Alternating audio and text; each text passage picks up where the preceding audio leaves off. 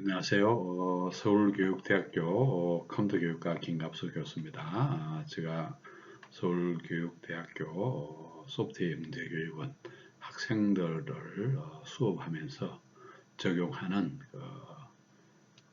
교수학습 모형에 대해서 설명하고자 합니다. 제가 기본적으로 학생들한테 기본적인 랭귀지 교육하고 나서 마지막 여러 시간의 줄을 걸쳐가지고 하는 그 소프트웨어 영재 학생들의 교수 학습 수업 모형에 대해서 설명을 하고자 합니다.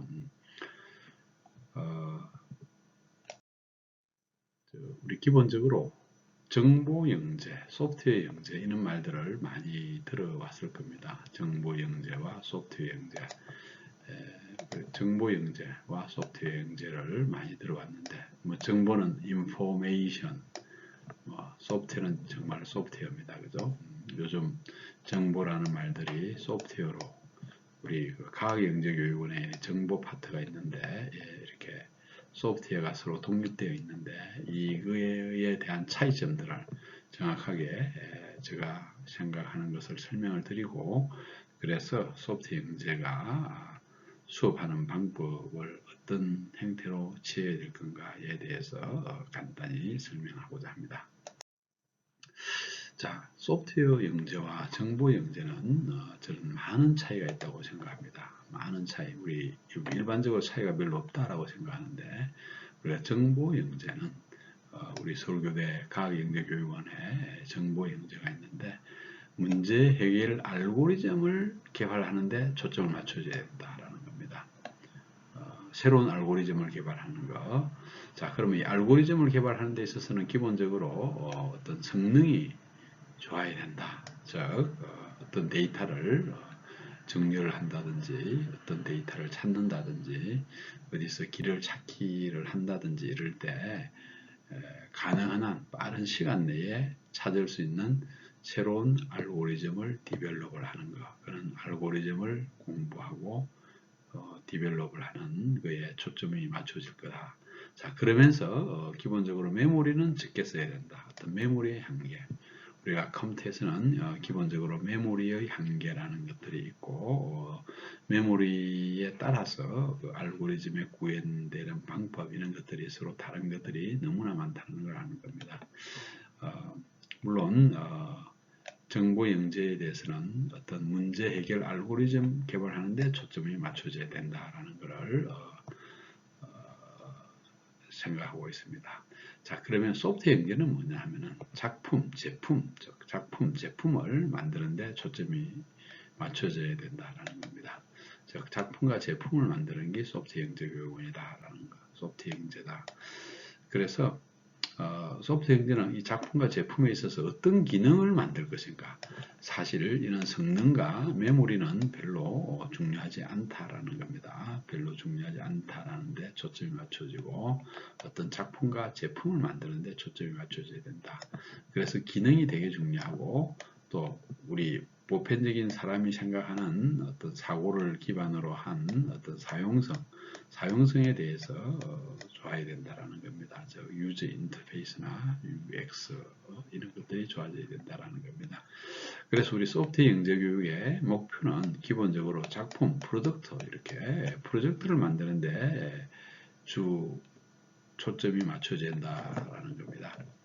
그래서 저희가 기본적으로 우리 학습 모형, 어떤 기본적인 주제가 제가 프로젝트 완성하는 겁니다. 기본적인 과정이 생각하는 방법, 즉 다르게 생각하는 거에 초점이 맞춰져야 된다는 거. 그 다음에 반두라의 어떤 자기 효능감, 성취를 해보는 겁니다. 그죠? 어떤 제품을 물론 우리 다른 알고리즘 연구, 정보 영재에 있어서 알고리즘 연구도 유명한 알고리즘을 내가 한번 이해하는 거, 이해하는 거에 초점이 맞춰질 수도 있습니다. 그죠? 그런다고 해서 성취가 될 수는 있겠죠. 그죠? 자, 그런데 소프트웨어는 실제 제품을 직접 만들어 보는 거, 제품을 만들어 보는 성취에 초점을 맞춰주는 거죠. 자기 효능감 있고 캔디의 그 자기 주도적 학습 방법. 자기 주도적 학습 방법에 있어서 우리 기본적으로 주제도 자기 주도적으로 만들어야 되고 작품도 자기 주도적으로 만들어야 된다라는 겁니다. 주제조차도 자기 주도적으로 만들어야 된다라는 거. 그리고 기본적으로 협동학습 모형에 초점을 맞춰지는 거. 즉, 우리 프로젝트를 완성하는 데 있어서 이 네 가지의 그 기본적인 철학을 가지고 교사학습 모형을 만들었다. 자, 우리 가장 기본적으로 여기서 크게 6개의 단계를 이렇게 나누었습니다. 6개의 단계를 나누었다라는 거. 6개의 단계를 나누었다. 자, 첫 번째 단계에서 주제를 탐색하는 거, 분석하는 단계, 설계하는 단계, 코딩하는 단계, 시험하는 단계, 평가하는 단계. 자, 우리 일반적으로 소프트웨어 공학에 있어서 어떤 기본적인 플로우는 여기에 놓여져 있습니다. 그죠? 자, 그런데 분석, 설계, 코딩, 시험, 소프트웨어 공학은 유지, 보수 이런 것들이 있는데 우리 기본적으로 주제를 탐색하는 단계와 평가를 하는 단계를 이렇게 우리 기본적으로 분석, 설계, 코딩, 테스트에 이렇게 입혔다는 거. 이런 게 초점이 맞춰질 겁니다. 자, 그러면은 주제 탐색하는 단계가 뭔가라는 겁니다. 주제 탐색하는 겁니다. 주제 탐색하기 위해서 공부를 많이 해야 되는 겁니다. 그죠? 주제 탐색. 그러면 주제 탐색. 자, 주제 탐색에는 어떤 책이나 논문이나 어떤 인터넷이나 다른 소프트웨어나 이런 데이터 이런 것들을 많이 수집을 해보는 겁니다. 그죠? 많이 수집해보면서 아이디어를 정리하고 데이터를 정리해보는 거. 자, 이렇게 해가지고 우리 기본적으로 협동학습 모형을 따른다고 했기 때문에 이 팀 내에 이렇게 토론을 하는 겁니다. 토론을 통해 가지고 주제를 결정한다라는 겁니다. 그러면은 어떤 3명이 한 팀이라고 가정하면은 이 3명이 토론을 통해 가지고 어떤 주제, 어떤 작품을 만들 것인가에 대해서 정의를 하는 겁니다. 그리고 캔디의 자기주도적 학습에 있어서도 주제 자체도 자기 스스로 결정한다라는 겁니다. 그 다음 그러면 이 주제에 대한 동기나 가정을 간단히 이렇게 기록해 보자라는 겁니다. 자, 이게 주제를 탐색하는 단계라는 겁니다. 자, 주제 탐색하는 단계가 우리 일반적으로 공부를 하는 데 있어서 어떤 사전 학습을 할 수도 있고 같이 공부를 하면서 많은 책을 읽고 많은 학습 능력이 있는 사람들이 주제 탐색을 잘 할 거다라는 겁니다. 주제 탐색을 잘 할 거다. 자, 그 다음 분석 단계. 그럼 이제 주제를 정했으면 개발하고자 하는 유사 제품들을 한번 찾아보고 그건 어떤 기능들이 있고 어떤 성능이 있고 어떤 신뢰성이 있는지를 보고 내가 개발하고자 하는 제품에 대해서 기능과 성능과 신뢰성을 정의를 한다라는 겁니다. 그래서 주제와 관련된 유사한 제품이나 유사 알고리즘 이런 것들을 찾아보는 거다. 유사한 제품을 찾아보는 것. 제품을 찾아보면서 기능을 정리하고 성능을 정리하고 신뢰성을 정리를 한다라는 겁니다. 자, 그러면은 유사 제품들을 통해 가지고 내가 개발하고자 하는 즉 만들고자 하는 작품에 대해서 기능을 정의하고 성능을 정의하고 신뢰성을 정의하면서 팀 내 토론을 통해 가지고 최종 분석 결과물을 정리한다라는 겁니다. 이는 2단계에 있어서 분석 단계. 자, 그러면은 분석 단계에 있어서 내가 기능, 성능, 신뢰성 이야기했는데 하나 더 중요한 거는 사용성. 얼마나 사용하기 쉽게 되는가. 그래서 여기에서 사용하기 쉽게 하기 위해서 UX가 중요한 게 되겠습니다. 그죠? 그러면 내가 개발하고자 하는 이 주제에 대한 기능, 성능, 신뢰성, 사용성이 나오고 다른 제품에 대해서도 기능, 성능, 신뢰성, 사용성이 나올 겁니다. 그죠? 그러면은 내가 개발하고자 하는 주제와 다른 제품들하고 서로 비교를 하게 됩니다. 그죠?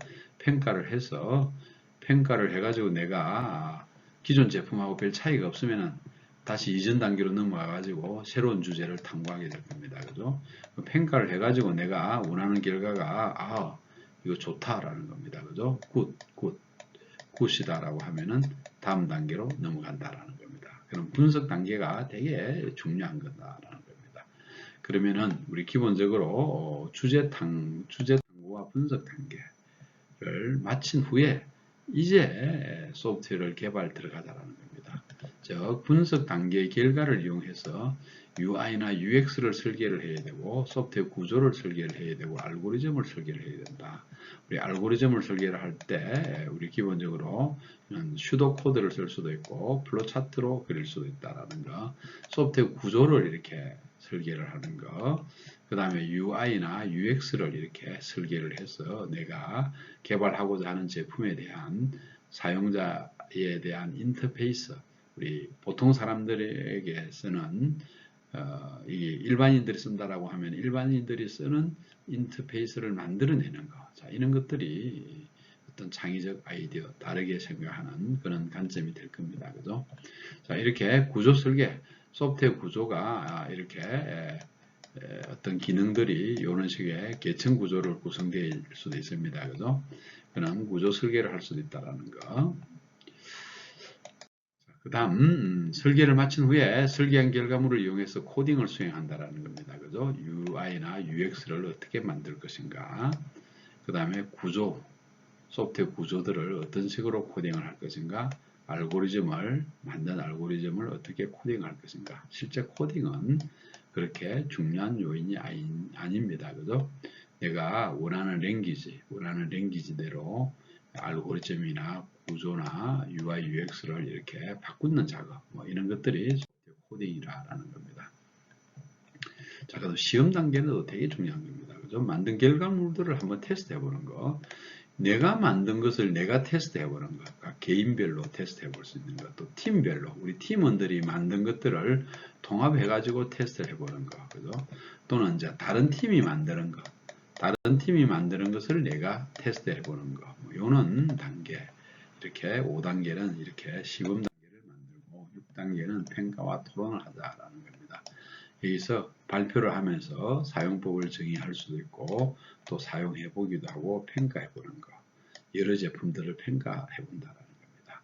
이렇게 평가하기, 평가 및 토론하는 단계, 이렇게 6개의 기본적인 단계를 겪으면서 할 수 있다는 겁니다.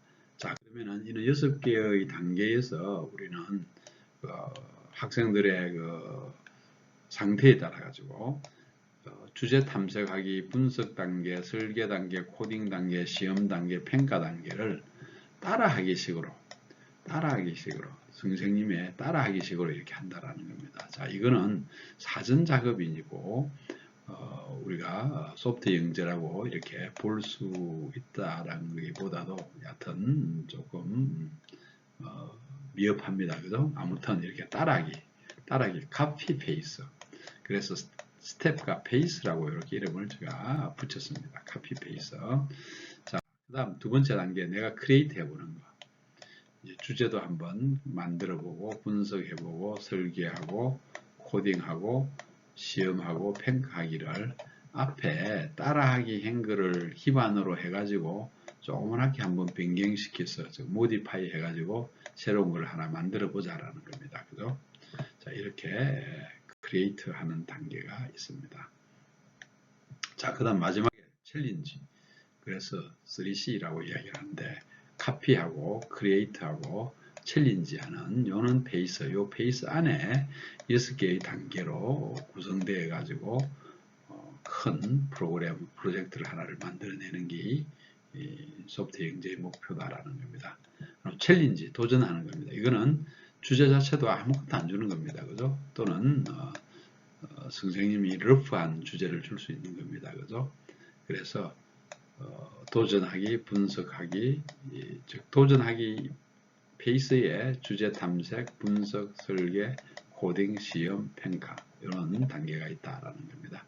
자, 그러면은 제가 소프트웨어 영재에 교육하는 방법들이 기본적으로 카피 단계, 카피 페이스, 크리에이트 페이스, 챌린지 페이스인데 그 안에 각각에 대해서 주제 탐색, 분석 단계, 설계 단계, 코딩 단계, 시험 단계가 그 역할이 나누어질 수도 있겠습니다. 자, 그러면은 이러기 위해 가지고 다양한 온라인 도구들을 쓰는 것들은 되게 중요한 요인입니다. 저는 구글 클래스룸을 기반으로 해 가지고 다양한 온라인 도구들을 쓸 수 있게끔 이런 틀을 만들고 있습니다. 자, 그러면 감사합니다. 제가 본 학회 그 발표에 대해서 간단히 마치도록 하겠습니다. 필요한 질문 있으면 질문 부탁드립니다. 이상 수고하셨습니다.